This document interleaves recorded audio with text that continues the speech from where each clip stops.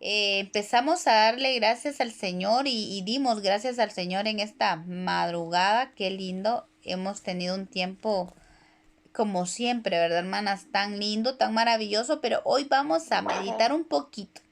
Vamos a meditar un poquito, ya estamos en la séptima iglesia, la última iglesia de que menciona el Apocalipsis, el mensaje a las 7 iglesias.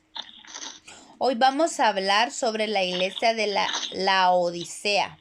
Iglesia en la Odisea, dice. Apocalipsis capítulo 3, verso 14. Dice la palabra de Dios así. Y escribe al ángel de la iglesia en la Odisea. He aquí el amén, el testigo fiel y verdadero, el principio de la creación de Dios, dice esto. Yo conozco tus obras, que ni eres frío ni caliente. Ojalá fueses frío o caliente. Pero por cuanto eres tibio y no frío ni caliente, te vomitaré de mi boca.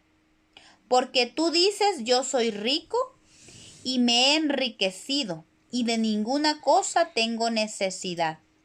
¿Y no sabes que tú eres un desventurado, miserable, pobre, ciego y desnudo? Por tanto, yo te aconsejo que de mí compres oro refinado en fuego, para que seas rico, y vestiduras blancas para vestirte, y que no se descubra la vergüenza de tu desnudez. Y unge tus ojos con colirio para que veas. Yo reprendo y castigo a todos los que amo. Sé pues celoso y arrepiéntete. He aquí yo estoy a la puerta y llamo. Si alguno oye mi voz y abre la puerta, entraré a él, cenaré con él y él conmigo. Al que venciere le daré que se siente conmigo en mi trono, así como yo he vencido y me he sentado con mi Padre en su trono. El que tiene oído, oiga lo que el Espíritu dice a las iglesias. Bueno, hemos visto ya las 7 iglesias, ¿verdad? Vimos cada una de las iglesias que están aquí descritas, ¿verdad? Que todas estas iglesias hemos hablado de que pueden ser figura de lo que hoy está viviendo la iglesia. Hoy hay falta de amor, hay pérdida de amor, hay ¿cómo se llama? Hay sufrimiento, ¿verdad? Hay parte de la iglesia que está pasando sufrimiento. Hay parte de la iglesia que se ha acomodado, ¿verdad?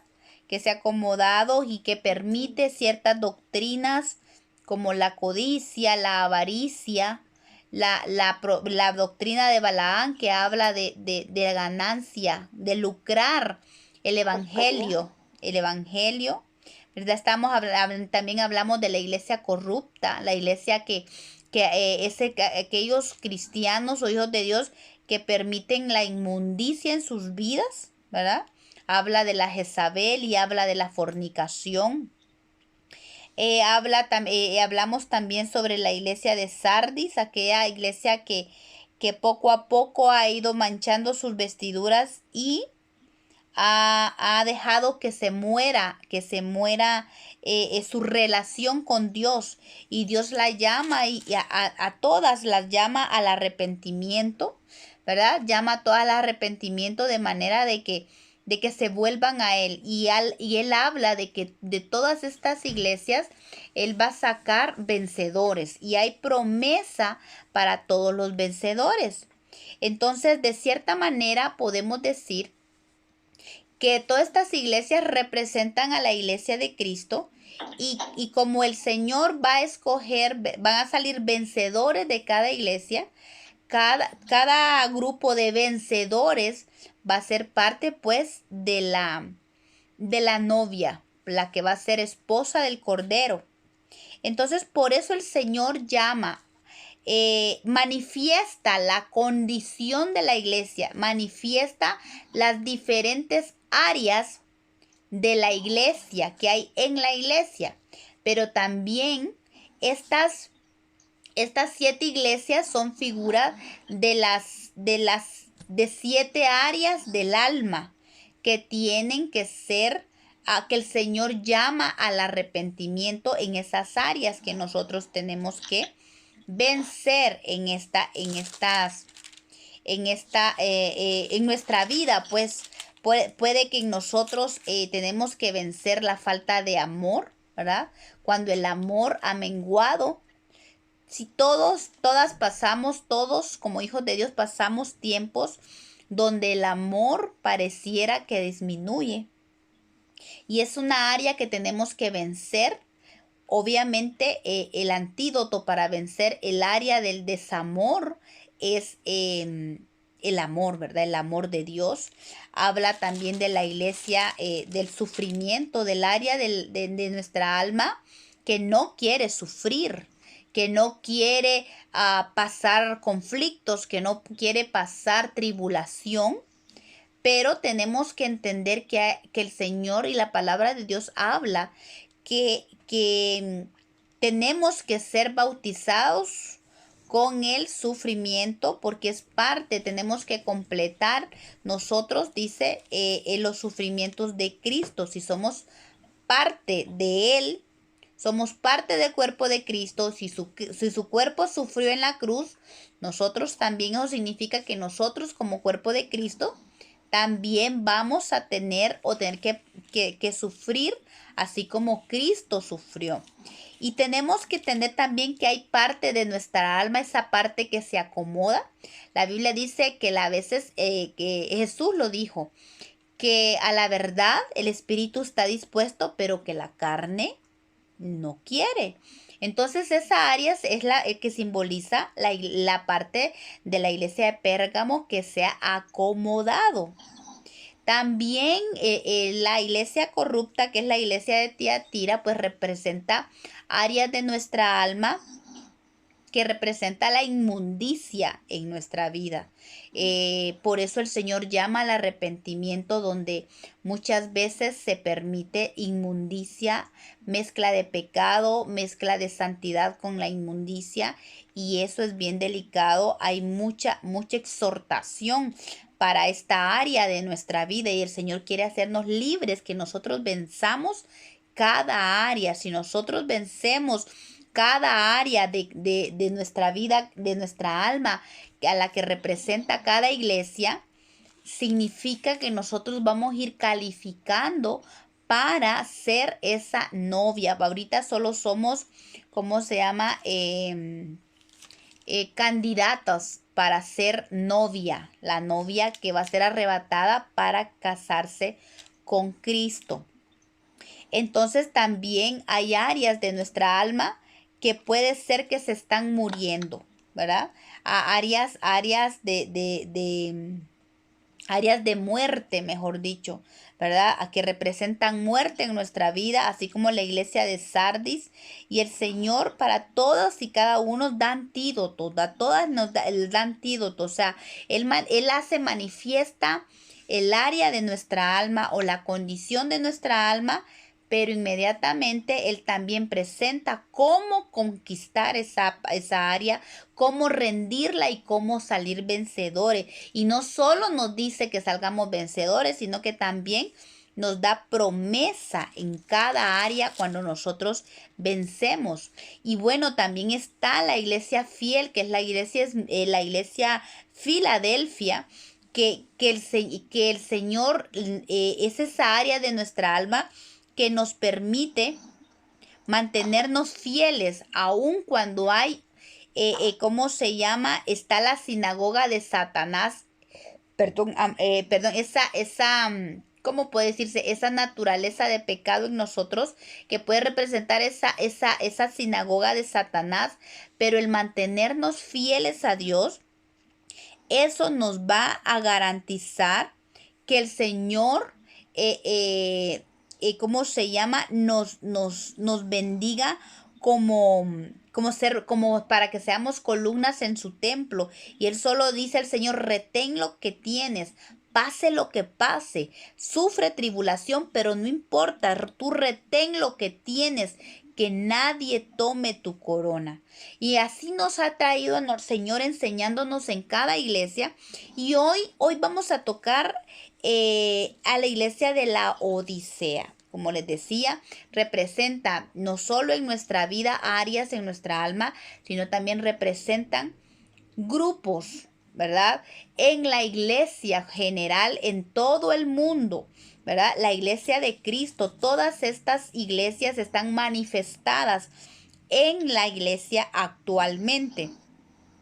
Y la iglesia de la Odisea es una iglesia que el Señor se presenta a la iglesia de la Odisea y le dice, ¿verdad? Dice, he aquí el amén, el testigo fiel y verdadero, el principio de la creación dice esto. La traducción lenguaje sencillo dice así, yo soy el amén, dice Jesús. Y me llamo así porque enseño la verdad acerca de Dios y nunca miento. ¿Ven qué bonita esta versión? Dice, yo soy el amén y me llamo así porque enseño la verdad acerca de Dios. Recordemos que él dijo que él vino a hablar de Dios, a mostrar al Padre. Por eso dice que él vino a enseñar la verdad acerca del Padre. Y en él no hay mentira, porque él es verdad. Por medio de mí, dice, Dios creó todas las cosas. Y es que el Padre determinó lo que se iba a hacer, el Hijo lo habló y el Espíritu Santo lo ejecutó. La armonía de la Trinidad en la creación. Y por eso dice él aquí, por mí Dios creó todas las cosas. Escucha bien ahora lo que te voy a decir. ¿Y por qué le dice el Señor esto? Que Él es el creador. Porque la advertencia a esta iglesia es que, ¿cómo se llama? Se ha quedado en medio, no es ni frío ni caliente, ¿verdad? Y le dice, yo soy el que hago todas las cosas y yo puedo deshacer o quitar la tibieza de tu vida y te puedo hacer caliente. Por eso le manda al arrepentimiento. Y después le dice, yo conozco tus obras, que ni eres frío ni caliente. Y le dice, ojalá y fueses frío o caliente, ¿verdad? Esta versión del lenguaje actual está bien interesante y le dice, yo estoy enterado de todo lo que haces y sé que no me obedeces del todo. ¿Qué significa? Pero le dice, sé que no eres ni frío ni caliente. No me obedeces del todo. O sea, significa que es pueblo de Dios, que obedece, pero no lo hace completamente. Es una obediencia a medias, ¿verdad? Y esa de obediencia a medias el Señor lo desecha. El Señor lo rechaza completamente. Sería mejor, dice, que me obedecieras completamente o de plano que no me obedezcas. Porque ahí sí que para que estés a medias, porque el Señor no puede contar con ello. Entonces, yo quiero que me obedezcas completamente, sería mejor. O de plano que mejor no me obedezcas. Dice, pero como solo me obedeces un poco, te rechazaré por completo. Dice la Reina Valera, dice, te vomitaré de mi boca, porque no eres ni frío, no eres ni caliente. O sea, es cuando el cristianismo se vuelve una religión, ¿verdad? Adoro un ratito, medio me caliento y rapidito me enfrío. Conozco la palabra, pero no tengo la suficiente fe ni busco a Dios completamente para obedecer y vivir con esa palabra. Entonces, el llamado del Señor es que nosotros tomemos esta palabra y le permitamos al Espíritu Santo que se haga vida en nosotros, para que aprendamos a obedecerlo. ¿Por qué? Porque hay una advertencia aquí. Aquí dice, te puedo vomitar, te vomitaré de mi boca. La otra dice, te rechazaré por completo. Y esa palabra vomitar viene del griego melo, que significa estar a punto de ser, dice, o hacer o sufrir algo. O sea, el Señor, esta palabra vomitar, lo que implica da un sentido de que hay un deber, como queriéndole decir, yo no puedo retenerte, no puedo que dejarte conmigo si tú no cambias. Corres peligro de que te eche de mí, corres peligro de que te rechace completamente. Todavía hay oportunidad, te puedo vomitar de mi boca. Otras versiones dice, es posible que te vomite de mi boca, porque no eres tibio ni caliente. Hay una posibilidad que si no te calientas, te puedo vomitar. O sea, da todavía el sentido de que hay esperanza para cambio. Cada día que nace el sol, que las misericordias de Dios son nuevas, cada mañana hay oportunidad, mientras hay vida, hay esperanza de que nosotros tomemos, de que el Hijo de Dios tome la decisión de no ser mediocre. La mediocridad es lo peor que le puede pasar a un cristiano. ¿Por qué? Porque la gente del mundo que no conoce a Dios, pues no conoce de Dios, está en ignorancia, hay un velo en sus ojos, aunque eso no los va a librar del castigo eterno. Pero no hay cosa peor que Dios deteste, es un cristiano mediocre, que no es ni caliente ni es frío, que piensa que tal vez por sus acciones va a ser salvo, ¿verdad? Que Dios va a ser una excepción con él. A veces hay un engaño. Yo creo que la mediocridad es un engaño de nuestro corazón. Porque muchas veces nosotros creemos que somos súper especiales, que el Dios a mí me va a dejar pasar todo. Y Él es santo, Él es veraz. Él no puede pasar por alto el pecado. Y ahorita vamos a ir viendo esto. Le dice, porque tú dices, yo soy rico, me he enriquecido y de ninguna cosa tengo necesidad. Y le dice el Señor, qué tremenda equivocación. Por eso le decía, la hipocresía es un engaño de nuestro corazón, porque esta iglesia decía, yo soy rico y me he enriquecido. O sea, ni siquiera dice Dios me ha enriquecido, sino que me he enriquecido. Actos de su, ¿cómo se llama? Actos propios. Significa que es todo aquello que nos lleva a nuestro propio corazón o nuestras propias fuerzas. Todo lo que nosotros erigimos o creamos con nuestras propias fuerzas. Cuando nosotros nos creemos tan inteligentes que es la carrera que yo tengo o escogí, o el diplomado o la licenciatura o el título que yo tengo, es porque yo soy bien pilas, porque mire, yo me forjé, yo me desvelaba, yo hacía esto, yo estudié fuerte. El yo, o sea, es esa parte del yo que está entronada en nuestro corazón. Cuando no le permitimos al Espíritu Santo gobernar nuestro ser, no le damos el trono de nuestro corazón, sino que está sentado el yo, el orgullo, ¿verdad?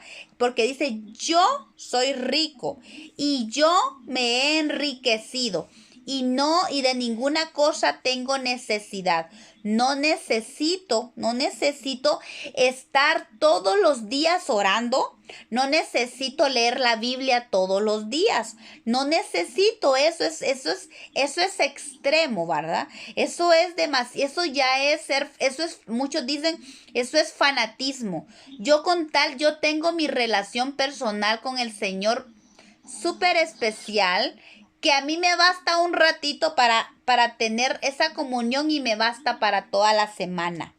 Yo no necesito estar metida en la iglesia, yo no necesito estar orando constantemente porque mi relación con Dios es tan especial que eso es Él y yo y solo nosotros lo sabemos así. Así es que yo no necesito más que a mí mismo, ¿verdad? Pero ¿qué le dice el Señor? Qué equivocado estás. Y ese es el mensaje que Dios da a sus hijos, porque somos hijos, aún estos tibios son hijos porque el Señor todavía da oportunidad. Y le dice, tú no sabes que eres un desventurado, eres miserable, eres pobre, ciego y desnudo. Le dice, eres miserable, esto le está diciendo ¿cómo se llama? Que está siendo pesado en una balanza.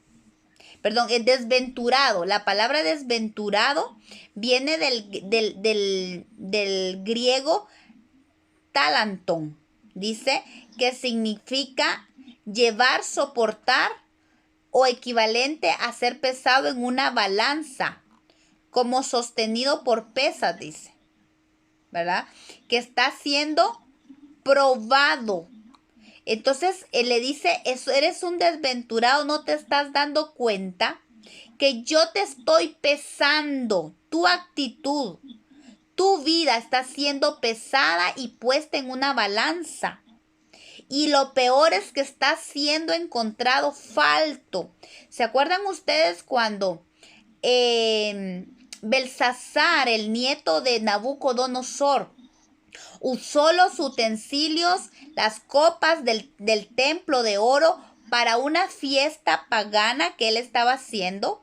Y aquel dedo en la pared que escribió Tekel, Tekel, ¿cómo era? Tekel, Tekel, no sé qué parsen.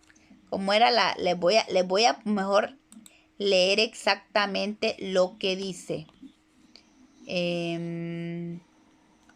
Déjenme ver. Búscame ahí, Gabriel. Lo que dice la lectura del dedo. Y lo que dice esta lectura, que nadie entendía la lengua, era que el Señor le dijo, has sido pesado, has sido puesto sobre una balanza y has sido encontrado falso. Dice, bueno, esa es la idea de que al igual que Belsasar fue encontrado falso,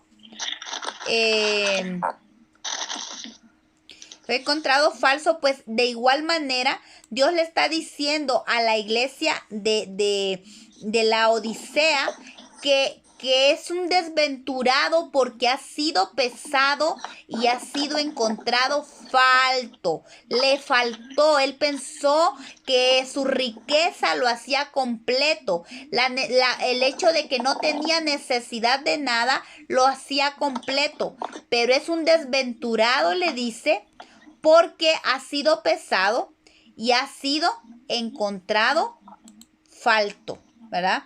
Y también le dice, eres un miserable, eres digno de lástima. Imagínense, alguien que se cree completamente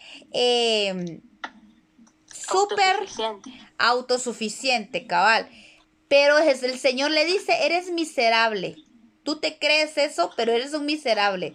Eres digno de lástima, de conmiseración, ¿verdad? Incluso deberías de entender que necesitas la misericordia de Dios.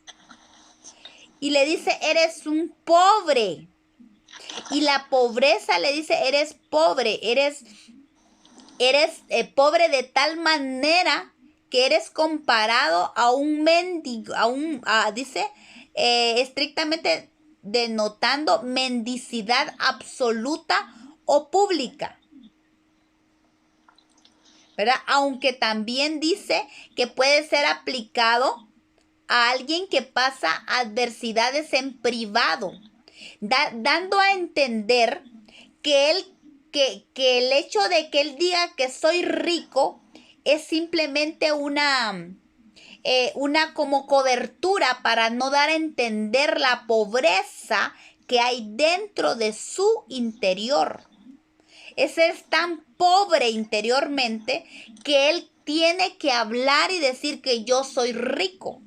Imagínense una persona que no pueda reconocer la necesidad que hay en su corazón. Es pobre. Por eso el Señor Jesús dijo, bienaventurados los pobres de espíritu, porque ellos heredarán la tierra. Entonces, esta iglesia de la Odisea presumía de riqueza, pero tenía una miseria y una pobreza. A tal grado es como lo compara como aquel que se acurruca, acurrucarse dice, como aquel que se queda en la calle sin tener nada, lleno de harapos, lleno de frío. Es una pobreza extrema la que este tipo de cristiano tiene en su corazón. Y eso es lo que hace la mediocridad. Y le dice, eres un ciego. Y fíjense que este ciego viene de una palabra que se llama tufo, que es una palabra griega. Y habla de envolver como humo, inflar con arrogancia. Fíjense que la arrogancia de esta iglesia, ¿cómo se llama? Lo hace ser un ciego, porque se envanece de tal manera, es envuelto en un humo de su propio ego y su propia arrogancia que lo convierte en un ciego. Y hay un proverbio que dice que antes de la caída está la altivez y la arrogancia. ¿Por qué? Porque la arrogancia y la altivez hace una envoltura de humo y hace ciega a la persona, porque no la hace entender la necesidad que tiene por Dios. Y por último le dice, eres un desnudo, ¿verdad? Eres un desnudo, significa que has sido despojado. Estás completamente desnudo, no te das cuenta de la necesidad grande que tú eres. Tu arrogancia te ha hecho despojarte del calor que tenías cuando eras caliente. Y se quedó en tibio porque se dejó enfriar. Significa que tibio es aquel que ha estado caliente y se ha enfriado. Porque usted no le puede decir tibio a un agua que siempre ha estado helada, ¿verdad? Si un agua siempre ha estado fría, pues usted no puede decir que se ha entibiado. La única cosa que puede ser entibiado es aquello que ha sido caliente antes. Significa que esta iglesia perdió calor del Espíritu, perdió el calor de la comunión de Dios. Pero le dice el Señor, miren qué lindo, qué cuidado el del Señor, porque a pesar de que Él desprecia la mediocridad, que desprecia la religiosidad, Él le dice, por tanto, yo te aconsejo que de mí compres oro refinado en fuego para que seas rico y vestiduras blancas para vestirte y que no se descubra la vergüenza de tu desnudez y unge tus ojos con colirio para que veas. Miren qué lindo este consejo. Dice que te aconsejo que compres de mí lo que de veras te hará rico, ¿verdad? Porque dice, porque lo que yo doy es de mucho valor, como el oro que se refina en el fuego, dice esta versión. Lo que Dios da es la verdadera riqueza. Lo que hay en Dios es la verdadera riqueza, que no tiene valor. Proverbios habla de que la sabiduría es más preciada que todos los tesoros de la tierra. Aún del oro, dice, más valor. Tiene más valor que el oro que se refina en el fuego. Y recordemos que la sabiduría pues es Jesús. Pablo dice Jesús, sabiduría de Dios. Entonces lo que en realidad nos va a hacer ricos es tener a Jesús en nuestra vida. Y no solamente tenerlo en nuestra vida, haberlo aceptado, sino darle el gobierno de nuestro corazón a Jesús, ¿verdad? Por medio de su Espíritu Santo, eso es lo que es de verdadero valor. Es más precioso que el oro refinado. Le dice, compres de mí, o sea, accedas a mí, dice el Señor, que yo soy más valioso que el oro refinado. Y entonces vas a ser rico. Dice, y si no quieres pasar vergüenza de estar desnudo, acepta la ropa blanca que yo te doy. Miren qué interesante, porque él está hablando de que esta iglesia, perdón, y el cristiano que representa a esta iglesia o que está en esta condición de esta iglesia con tibieza en su corazón, está desnudo, y le dice el Señor, si no quieres pasar vergüenza, acepta la ropa blanca que yo te doy. ¿Sabe por qué? Porque la mediocridad en nuestra vida da lugar al pecado y da lugar a la vergüenza. ¿Cuántas veces el Señor nos insta y nos aconseja? Aquí vemos cómo el consejo del Señor es: acepta la ropa de santidad que yo te doy. Acepta mi santidad, vístete de santidad. Porque el pecado avergüenza, mas la justicia y la esperanza que hay en Dios no avergüenza. Pero el pecado nos lleva a la vergüenza. Yo considero que según la palabra que he leído, avergonzar no es una de las estrategias de Dios. Eso es como el último recurso de misericordia para alguien que no quiere salir del pecado. El Señor habla una, otra y otra y otra y otra y otra. No sé cuántas múltiples veces el Señor nos aconseja que nos vistamos de ropa blanca, que buscamos la santidad, que dejemos el pecado.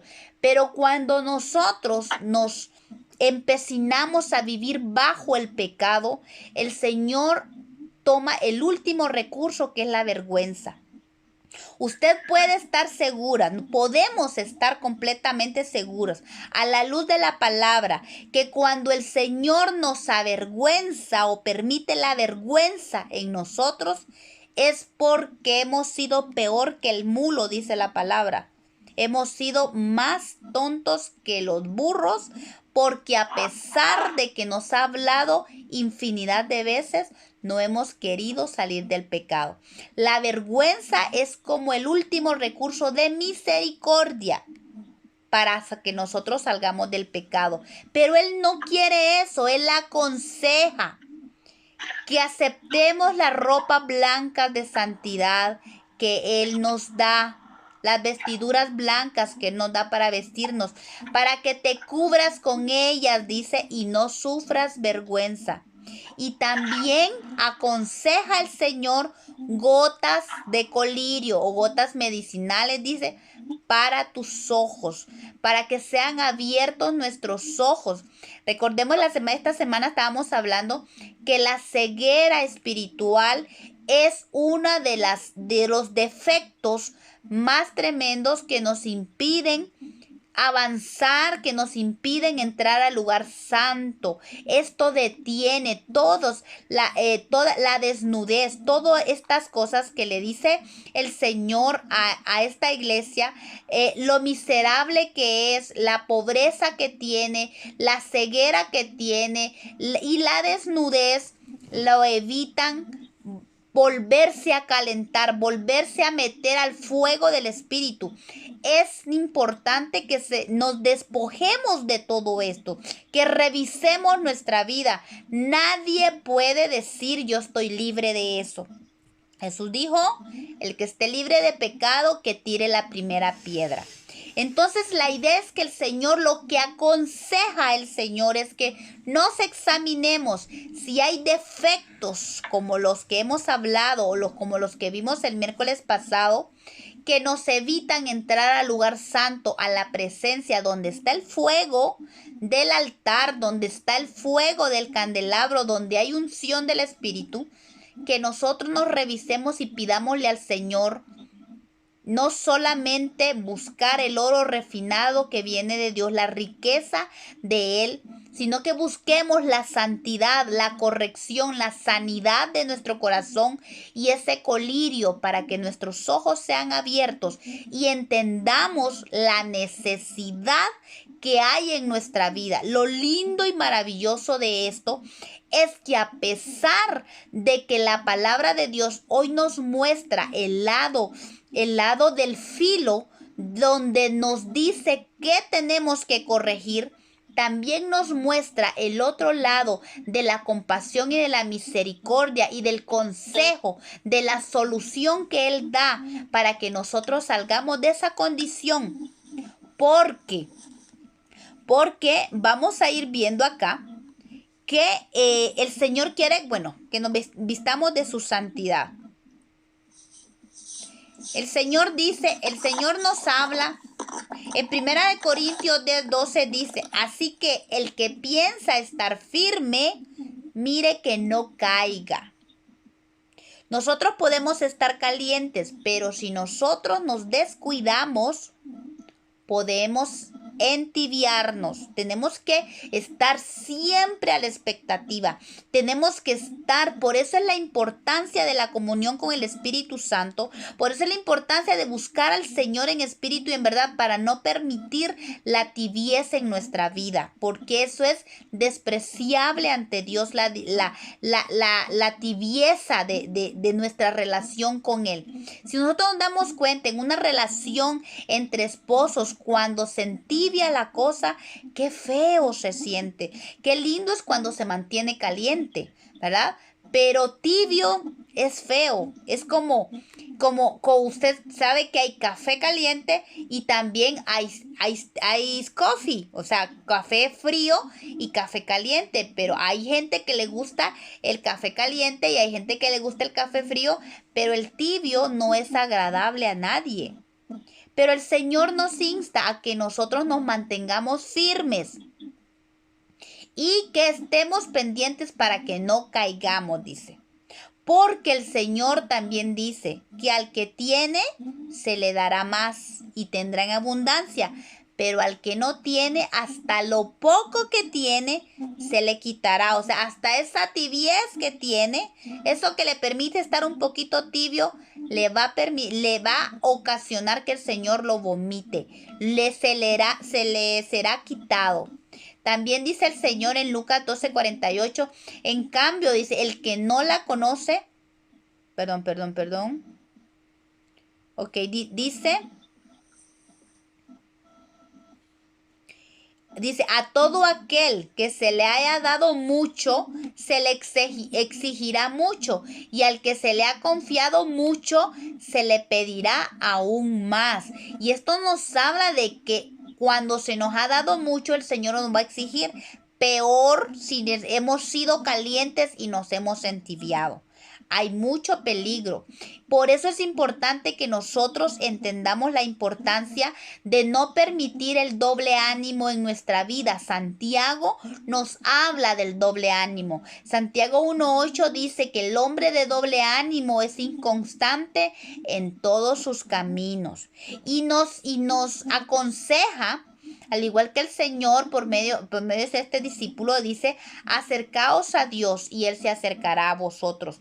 Si estamos tibios, ¿cuál es el antídoto? Que nos acerquemos a Dios para comprar oro refinado, para permitirle a Él que nos vista con vestiduras blancas, para permitirle a Él que eche colirio en nuestros ojos. Tenemos que acercarnos a Dios. Y una vez que Él está cerca, dice, otra versión dice, acercaos a Dios porque Él ya se acercó. Él está listo para que nosotros, en el momento que nosotros nos volvamos a Él, Él ya está vuelto a nosotros, ya está cerca de nosotros. Y dice, pecadores, limpiad las manos, y vosotros los de doble ánimo, purificad vuestros corazones. Por eso el Señor dice, yo reprendo y castigo a todos los que amo. Miren qué lindo. El Señor está reprendiendo y Él está instando. Habla en tiempo y fuera de tiempo. Él está hablando en todo momento. Nadie puede decir a mí Dios no me habló. Aún a los pecadores que tienen apagado el Espíritu Santo, pues pueden tener apagado el Espíritu Santo, aún sus propias conciencias los reprenden. Pero Dios dice que a los que ama, castiga, corrige, reprende, porque Él nos ama. Como dice nuestro pastor, ¿verdad? Aunque la mano del Padre sea pesada sobre nosotros, sigue siendo la mano del Padre que nos ama. Por eso dice: vuélvete a Dios y obedécelo completamente. Sé celoso, arrepiéntete, dice el Señor. La tibieza es un pecado del cual tenemos que arrepentirnos. Así es que no permitamos la tibieza, no la permitamos. Y la única manera de no permitirla es que nosotros estemos en comunión con el Espíritu Santo. Por eso el Señor dice: he aquí yo estoy a la puerta y llamo. Miren, Él sigue llamando. Él habla en todo tiempo. Y si alguno oye mi voz y abre la puerta, entraré a Él, cenaré con Él y Él conmigo. Él quiere mantener esa relación, Él conmigo y yo con Él, esa relación ferviente en el Señor.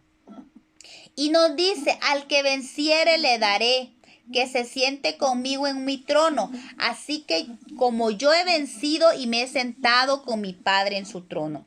Estamos hablando de que todos los vencedores van a ser parte de la novia, de la esposa del Cordero. Es la esposa, recordemos que es la reina la que se sienta a la par del rey. Y si el Señor le está ofreciendo el trono, significa que es a la esposa. Por eso es importante que nosotros revisemos, nosotros que somos candidatas para novia, candidatos para la novia de Cristo, que nos examinemos. Pero lo lindo, hay tiempo, estamos a tiempo de buscar al Señor, de decirle al Señor: revisa, examina mi corazón, así como le decía el salmista: examina mi corazón y mira si hay iniquidad en mi alma y revélame, porque el Señor revela, hermanos. Él revela. Cuando nosotros le preguntamos al Señor: Señor, ¿dónde está? ¿Qué hice? Revélame. ¿Cuál es la situación? ¿Por qué pasa esto? Él es tan bello, tan misericordioso, nos ama tanto que Él nos revela. Y por eso el Señor dice que nosotros lo tenemos a Él. Lo tenemos a Él porque esta lucha no es solo nuestra. Él está con nosotros. Precioso el Espíritu Santo, que Él es nuestro consolador. Él es nuestro paracletos. Él es el que nos lleva a Cristo. Él es el que nos convence de pecado, dice el Señor. Él nos convence del pecado. Si estamos tibios, Él es el que nos dice una y otra vez: estás tibio, por favor caliéntate, ven conmigo, ven al fuego del Espíritu de Dios, ven al fuego santo, ven a la presencia. Es en la presencia de Dios donde está el fuego poderoso. Es en la presencia de Dios donde está ese fuego que nos calienta, ese fuego que nos pone hirviendo de la presencia de Dios. Porque en el fuego de Dios la tibieza se va. En el fuego de Dios se van las ataduras, se desatan las cadenas, se desatan los cerrojos, las llaves, las puertas de las cárceles son abiertas. Es en el fuego del Señor. Por eso el Señor insta tanto a esta iglesia a calentarse, a ya no estar tibia.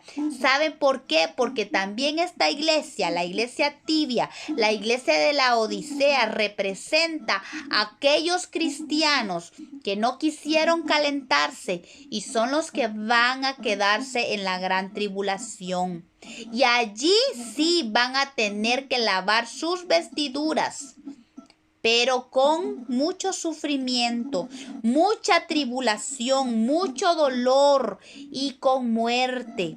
Por eso el llamado de Dios para la iglesia es que nosotros nos examinemos y busquemos al Señor, busquemos el fuego de Dios que nos calienta, busquemos su presencia y busquemos al Espíritu Santo y aprendamos a conocerlo y a ser guiados por Él, porque Él nos va a enseñar y nos va a convencer de nuestra condición. Él expone nuestra condición para que nosotros busquemos la corrección. ¿Por qué dice aquí? Porque dice, yo reprendo y castigo a todos los que amo. Así que cuando usted se sienta reprendida o cuando se sienta que el Señor está corrigiendo algo en su vida, no se asuste, no nos asustemos, sino que demos gracias, porque eso significa que somos amados y amadas por Dios, que Él se interesa por nosotros, Él le interesa su vida, Él le interesa mi vida, por eso nos corrige. Como el Padre dice que ama a su Hijo y lo corrige, así el Señor nos corrige también a nosotros. Gloria al Señor por estas enseñanzas que hemos tenido, estas vigilias de las 7 iglesias, ¿verdad? Que el Señor de verdad nos redarguya y que seamos nosotros parte de esos vencedores, que venzamos todas estas áreas para que nos seamos parte de ese grupo de ese grupo fiel que va a ser arrebatado en las nubes con Cristo para ser la esposa del Cordero de Dios. Gloria al Señor.